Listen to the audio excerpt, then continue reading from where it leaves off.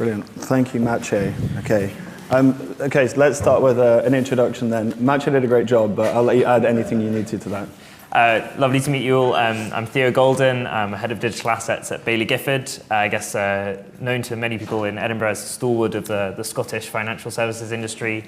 We've been around for nearly 120 years. We run about just under $300 billion of assets under management across public, private equity, fixed income, the whole lot. I've been at Baillie Gifford for 5 years, coming through the investment floor.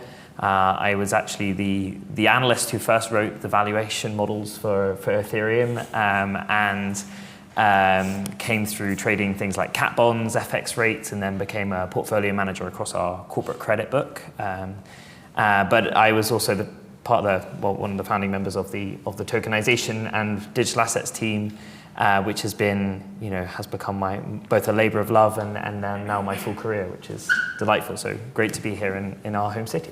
Amazing. So how does a investment manager over 100 years old still have the culture, the foresight, or at least in my opinion, the foresight, to invest into this technology and I would say be ahead of the curve in doing it as well? Yeah, Baillie Gifford's a really interesting place. You think as kind of a privately owned, unlimited liability partnership that we would be the most risk-averse person in the room at all times. In some cases we are, and we are very conservative in nature, but we are incredibly forward-looking in terms of our investment theses. So, the average holding period in our flagship public equity strategies is 10 years. That is orders of magnitude longer than our peers. And we tend to think about CapEx and reinvestment into our own investment platform and business in the same time horizons. And so digital assets and more broadly tokenization has been concrete to that in terms of thinking about something which would be a truly phenomenal innovation force through financial services in terms of utility, access, etc. And we kind of were looking at it from an investment thesis, and we were like, yeah, we can invest in this, and we are investing in across the stack. But more importantly, we should be looking at ourselves and going like, this fundamentally could revolutionize or be an evolution of our own business. And actually probably the highest ROI for our clients could be turning that innovation and that force internally and thinking about, okay, how do we redesign our operating model? How do we think about creating assets which have greater utility or just simply are better than they are today? So that's kind of the natural risk inclination of the business, to be conservative but very long term.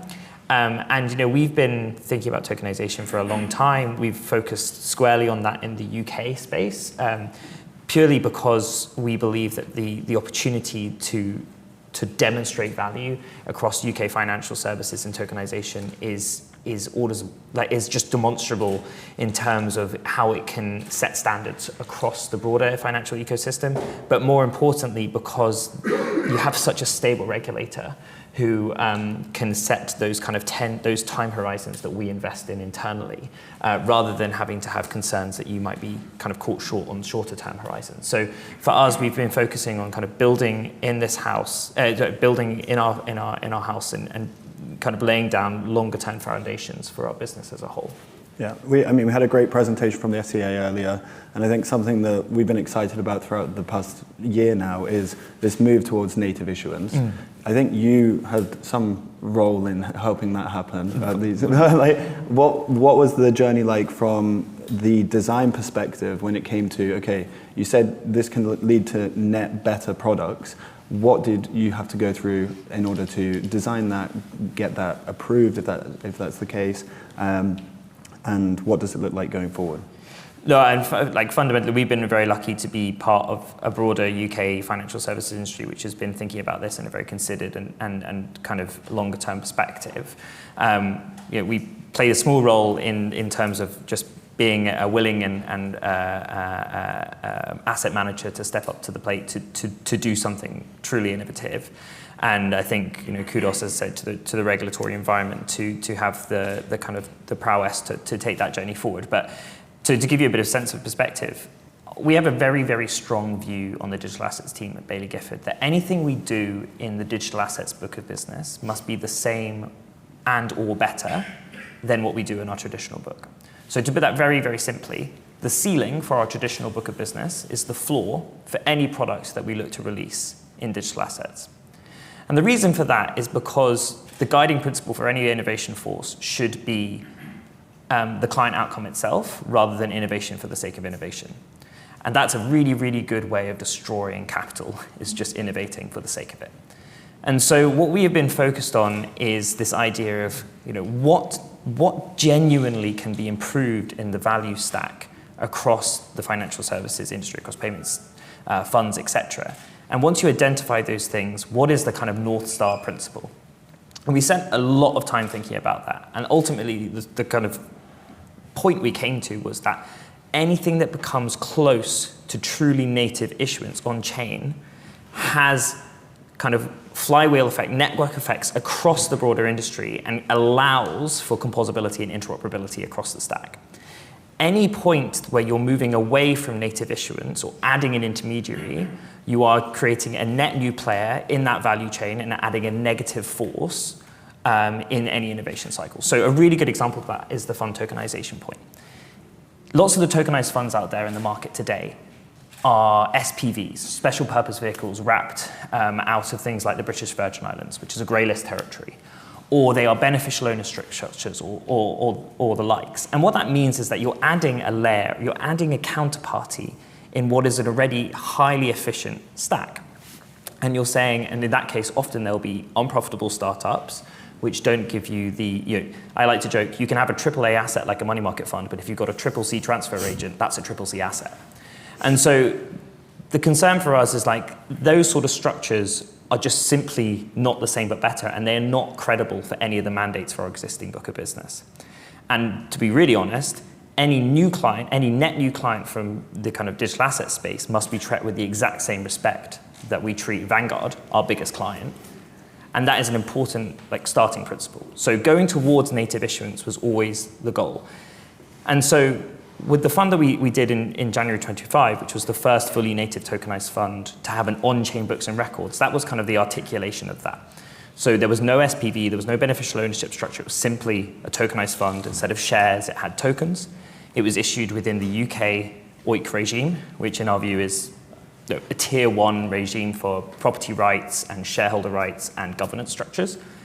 And we use something called an on-chain books and records, which to nerds like me is like the Coachella of fund tokenization, right? And what it means, and what we're trying to say there, is that blockchain is the legal source of truth for shareholder rights, right? And to put that into really simple terms, a lot of funds have daily dealing windows, right? So once a day, you can enter, exit the fund.